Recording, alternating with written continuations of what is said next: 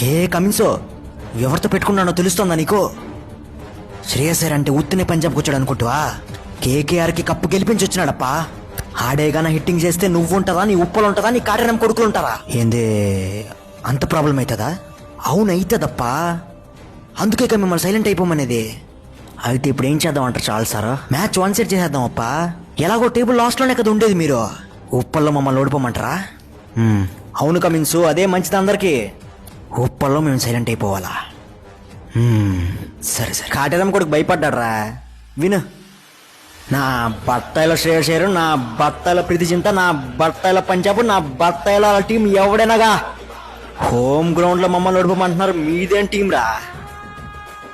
చూడు చాలా పవర్ ప్లేలో మాల్కి చిన్న ఊపు వచ్చిన బాల్ ఉప్పల్లో కొడితే పంజాబ్ తొప్పల్లో వెళ్ళి పడుద్దని చెప్పు కొడుక్కే. ఉప్పల్లో సైలెంట్ చేస్తారట బత్తాయిలోదే. ఈరోజు మొత్తం పంజాబ్ని సైలెంట్ చేసి తొప్పుతా. బత్తాయిలో శ్రేయసయ్యరు, బత్తాయిలో ప్రీతి చింత, బత్తాయిలో పంజాబ్.